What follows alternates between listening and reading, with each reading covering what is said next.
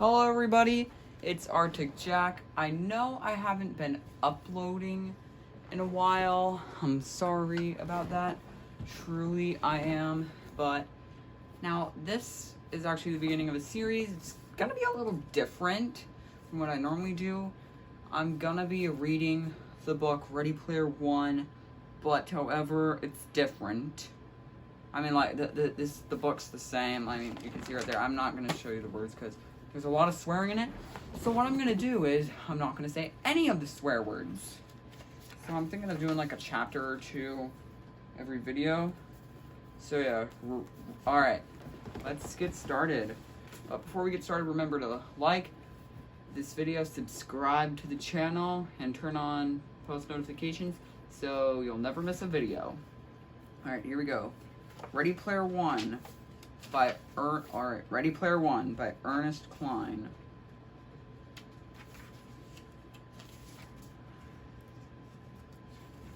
Chapter 0. Everyone my age remembers where they were and what they were doing when they first heard about the contest. I was sitting in my hideout watching cartoons when the news bulletin broke in on my video feed, announcing that James Halliday had died during the night. I'd heard of Halliday, of course. Everyone had. He was the video game designer responsible for creating the Oasis, a massively multiplayer online game that had gradually evolved into the globally networked virtual reality most of humanity now used on a daily basis. The unprecedented success of the Oasis had made Halliday one of the wealthiest people in the world. At first, I couldn't understand why the media was making such a big deal of the billionaire's death.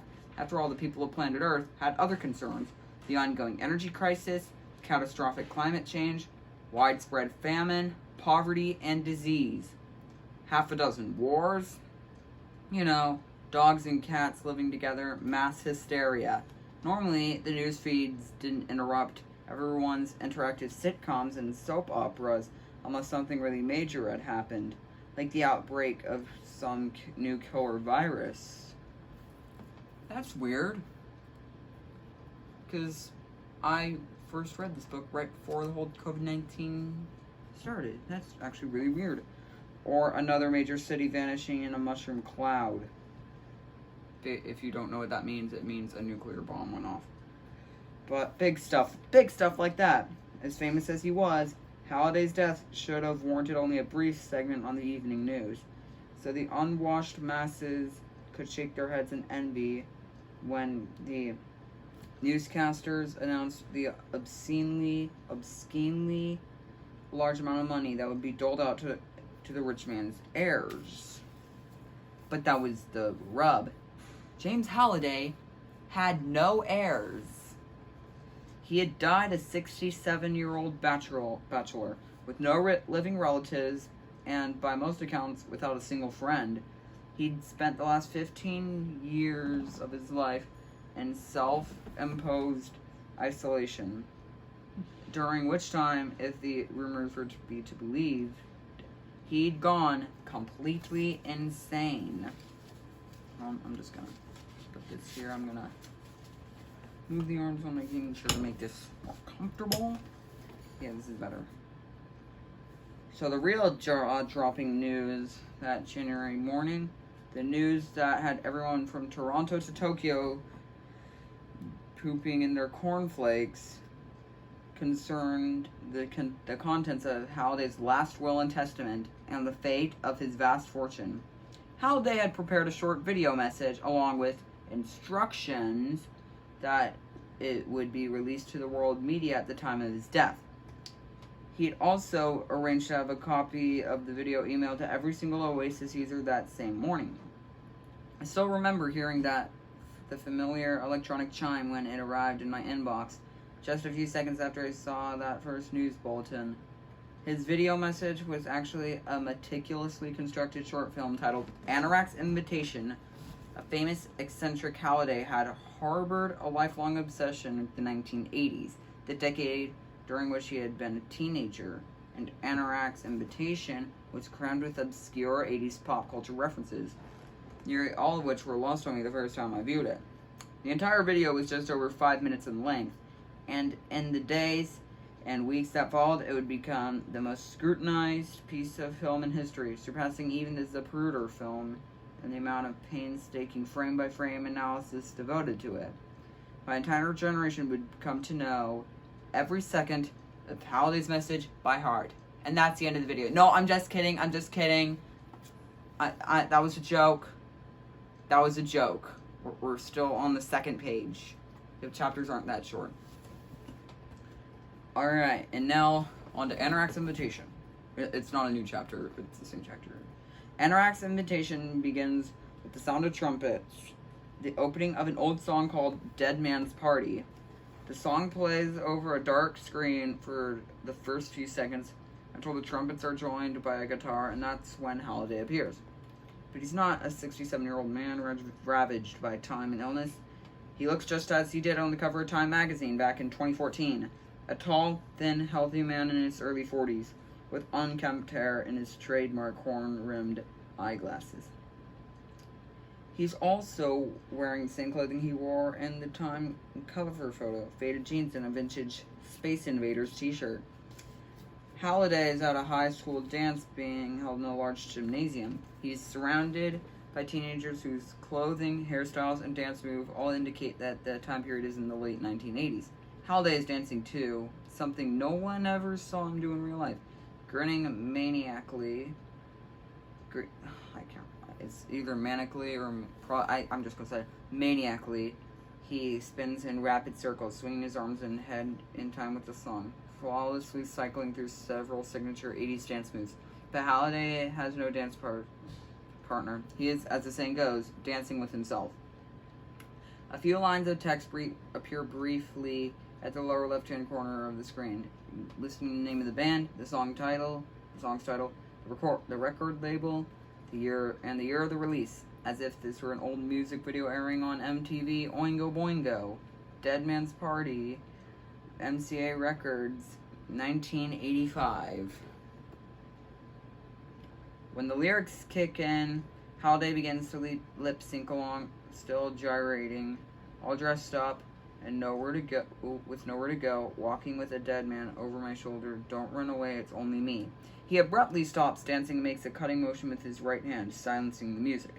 At the same moment, the dancers and the gymnasium behind him vanish, and the scene around him suddenly changes. Halliday now stands at the front of a funeral parlor, next to an open casket. A second, much older Halliday lies in the casket, his body emaciated and ravaged by cancer. Shiny quarters cover each of his eyelids. The younger Halliday gazes down at the corpse of his older self with mock sadness. He then turns to address the assembled mourners. Halliday snaps his fingers and a scroll appears in his right hand. He opens it with a flourish and unfurls it to the floor, unraveling down the aisle in front of him. He breaks the fourth wall, addressing the viewers, and begins to read. If you could comment to me what it means to break the fourth wall. I don't know what that means. If you could comment to me what it means, please do that. I, James Donovan Halliday, being of sound mind and disposing memory, do hereby make, publish, and declare this instrument to be my last will and testament, hereby revoking any and all wills and codicils by me at any time heretofore made. He continues reading faster and faster, plowing through several more paragraphs of legalese until he's speaking so rapidly that the words are unintelligible. Then he stops abruptly. Forget it, he says. Even at that speed, it would take me a month to read the whole thing. Sad to say, but I don't have that kind of time. He drops the scroll and it vanishes in a shower of gold dust. Let me just give you the highlights. The funeral parlor vanishes and the scene changes once again. Halliday now stands in front of an immense bank vault door. My entire estate, including a controlling share of stock in my company, Gregarious Simulation Systems, is to be placed in escrow until such time as the single condition I have set forth in my will is met. The first individual to meet that condition will inherit my entire fortune, currently valued in excess of $240 billion.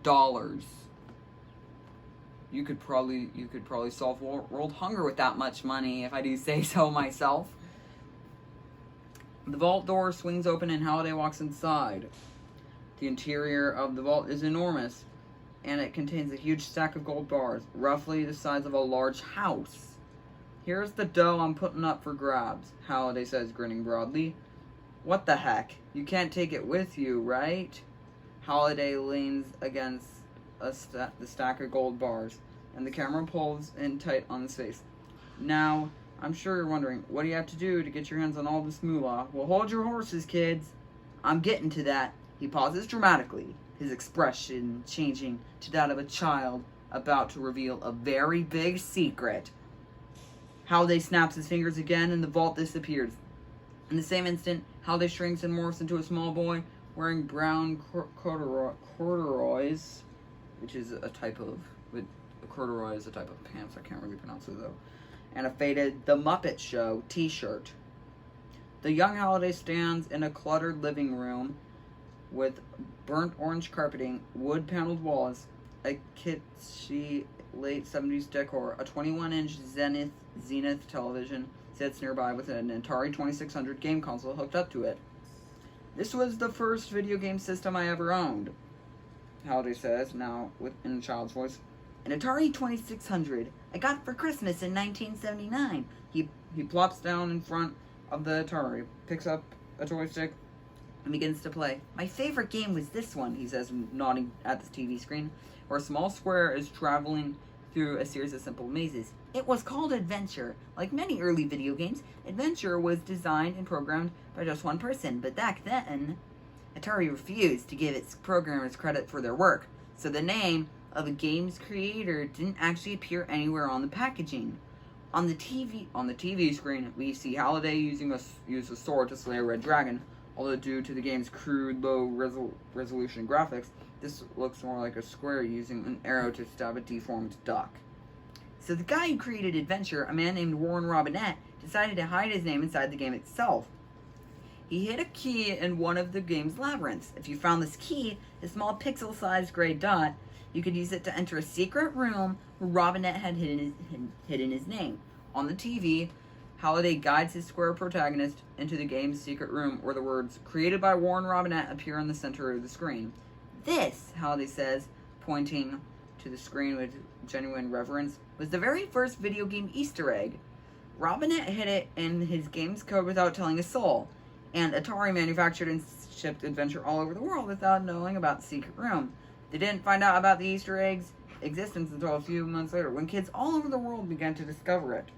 I was one of those kids, and finding Robinette's Easter egg for the first time was one of the coolest video gaming experiences of my life. That would be pretty cool. The young Halliday drops his joystick and stands. As he does, the living room fades away and the scene shifts again. Halliday now stands in a dim cavern where light from unseen torches flickers off the damp walls. And the same instant, Halliday's appearance also changes once again as he morphs into his famous Oasis avatar, Anorak, a tall, robed wizard with a slightly more handsome version of the adult in Halliday's face, minus the eyeglasses. Anorak is dressed in his trademark black robes, with his avatar's emblem, a large calligraphic letter A, embroidered on each sleeve.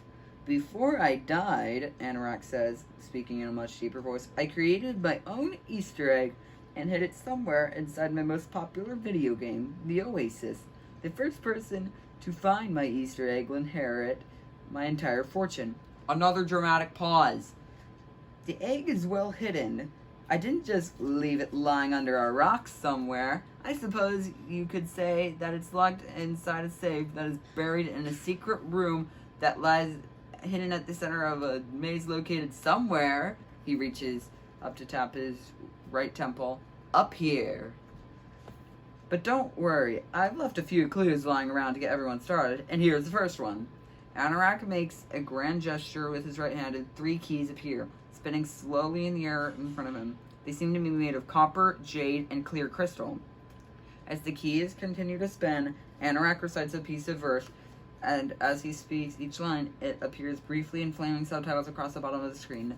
3 hidden keys open 3 secret gates, wherein the errant will be tested for worthy traits, and those with the skill to survive these straits will reach the end, where the prize awaits.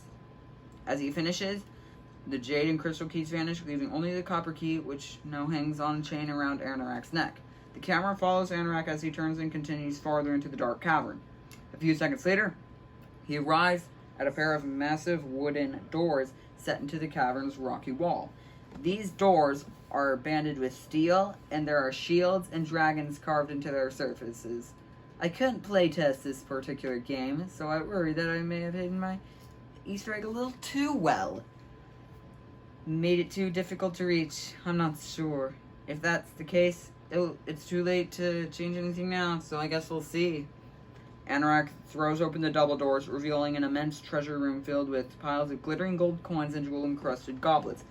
Then he steps into the open doorway and turns to face the viewer, stretching out his arms to hold open the giant double doors. So, without further ado, Anorak announces, "Let the hunt for Halliday's Easter egg begin." And then he vanishes in a flash of light, leaving the viewer to gaze through an open doorway at the glittering mounds of treasure that lay beyond. Then the screen fades to black. That is the end of Anorak's invitation, but it is not the end of Chapter 0.